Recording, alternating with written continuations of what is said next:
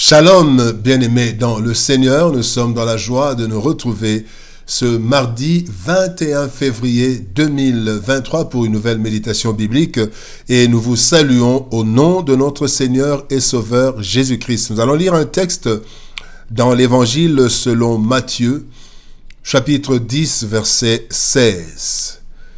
Matthieu 10, 16 nous dit ceci: « Voici, je vous envoie comme des brebis au milieu des loups. Soyez donc prudents comme les serpents et simples comme les colombes. » Mission périlleuse. Mission périlleuse, tel est le thème de notre méditation de ce mardi 21 février 2023. Bien-aimés dans le Seigneur, la mission du chrétien est une réalité que plusieurs chrétiens attribuent seulement à ceux qui ont des titres et fonctions au sein des églises et assemblées chrétiennes.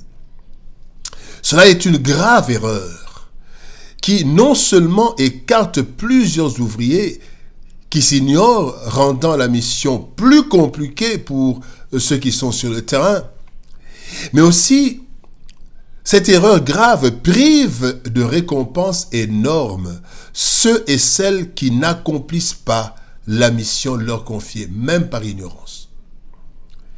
Le texte de ce jour nous interpelle quant à la nature de la mission de chaque chrétien et nous donne les deux attitudes essentielles pour mener à bien cette mission, qui est glorieuse, mais aussi périlleuse. Voyons quelques leçons à tirer de ce texte. Première leçon, nous sommes en mission. Dans Jean chapitre 20, verset 21, la Bible dit: « Jésus leur dit de nouveau, « La paix soit avec vous. Comme le Père m'a envoyé, moi aussi je vous envoie. » Le texte que nous avons lu commence par « Voici, je vous envoie. » Voici, je vous envoie. Là, c'est avant la résurrection, avant même la crucifixion. Mais après la résurrection, le texte que nous venons de lire dans Jean chapitre 20, Christ répète encore, « Comme le Père vous a envoyé, moi aussi je vous envoie. » Voici, je vous envoie. Ceci est une interpellation pour chaque chrétien, pas seulement les disciples, pas seulement les apôtres. Nous sommes en mission et nous devons en être conscients. Matthieu chapitre 28, 19 à 20, qui parle de la nouvelle de la grande commission, et Acte 1, 8, sont des ordres de mission donnés à tout chrétien véritable ayant le Saint-Esprit.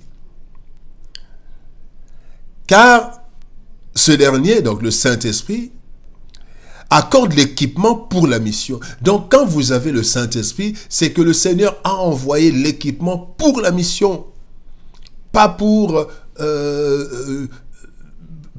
jeûner, pas pour faire, je ne sais pas, pour gagner beaucoup de choses dans le monde, pas pour aller en Europe. Non, non, c'est d'abord pour la mission, bien-aimés. Ainsi que nous en soyons conscients ou non, le monde et surtout les puissances du mal savent que nous sommes encore sur cette terre pour chasser les ténèbres et faire régner la lumière. Si nous n'accomplissons pas notre mission, l'ennemi, lui, il accomplit sa mission, il accomplit la sienne, celle de nous anéantir en nous écartant du droit chemin jusqu'à nous détruire. Soyons conscients et mettons-nous au travail partout où nous sommes en mission. La deuxième leçon, c'est que nous devons être prudents. Soyons prudents. Éphésiens chapitre 6, verset 11 dit « Revêtez-vous de toutes les armes de Dieu afin de pouvoir tenir ferme contre les ruses du diable. » L'ennemi, bien-aimé, étant conscient que chaque chrétien est en mission, mission active ou non, il usera de la ruse pour plusieurs choses, pour trois choses. D'abord, pour nous détourner de notre vraie mission, en nous séduisant, en nous conduisant à nous concentrer sur plusieurs choses, des futilités, oubliant notre mission principale. Il usera de sa ruse pour nous rendre incapables de remplir sa mission en nous accablant de maladies, de fardeaux et d'autres combats à nous combattre systématiquement.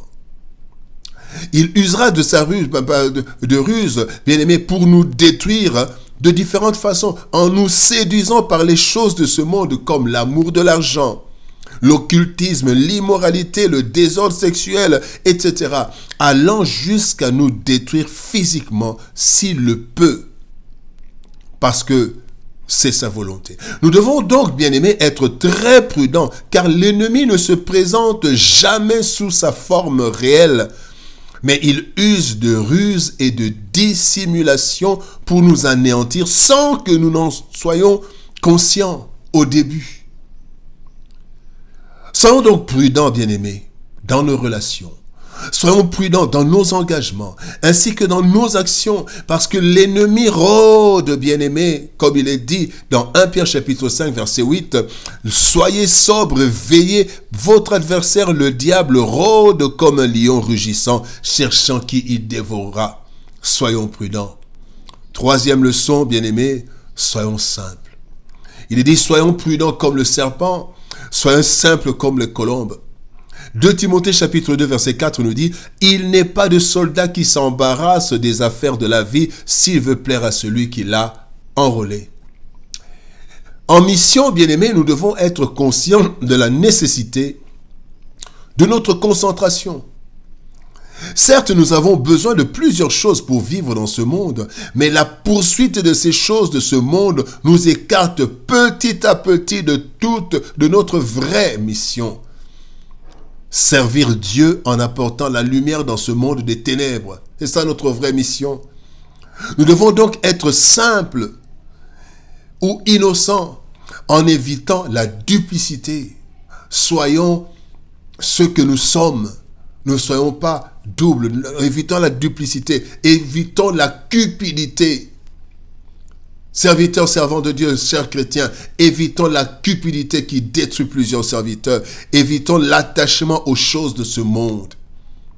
La simplicité ou l'innocence, bien-aimés, dont parle le Christ, est la disposition du cœur et non l'apparence extérieure. David, roi, homme selon le cœur de Dieu, évoque déjà cette disposition de cœur. Il dit: Éternel, je n'ai ni un cœur qui s'enfle, ni des regards hautains. Je ne m'occupe pas de choses trop grandes et trop relevées pour moi. Psaume 131, verset 1. Un roi. En nous, bien-aimés, nous devons nous contenter de l'essentiel, de ce qui nous aidera à bien remplir notre mission, car l'ennemi peut nous anéantir si nous sommes dans la compromission à cause des désirs et de la convoitise de ce monde. Bien-aimés, mission périlleuse mais glorieuse. Telle est la mission de chaque chrétien et il faut que chacun en soit conscient pour rendre la tâche plus aisée à tous les chrétiens, mais aussi pour bénéficier de la rémunération qui est réservée à chaque ouvrier du Seigneur. Pour cela, nous devons être prudents et simple, car l'ennemi aussi a envoyé ses missionnaires pour saper la mission des chrétiens et les empêcher d'amener la lumière dans ce monde. Bien-aimés dans le Seigneur, soyons prudents, soyons simples. La mission que Dieu nous a donnée est glorieuse, mais elle est aussi périlleuse. L'ennemi rôde afin de nous détruire. Soyons prudents et soyons simples. Prions le Seigneur. Éternel Père de gloire, Dieu Tout-Puissant, tu nous as envoyés, Seigneur de gloire, en mission. Une mission glorieuse, mais aussi périlleuse. Aide-nous à être prudents. Aide-nous à être simples. Que nous ne puissions pas, Seigneur, nous embarrasser des choses de ce monde, mais que nous puissions avoir l'essentiel. Et donne-nous, Seigneur, l'essentiel, ô Dieu de gloire, dont nous avons besoin, afin de mener une vie victorieuse et d'accomplir ta mission sur cette terre. Au nom de Jésus-Christ, notre Seigneur et Sauveur, nous avons ainsi prié. Amen. Bien-aimés dans le Seigneur, nous voici à la fin de ce temps de méditation. Que Dieu nous bénisse. Shalom, au revoir et à demain.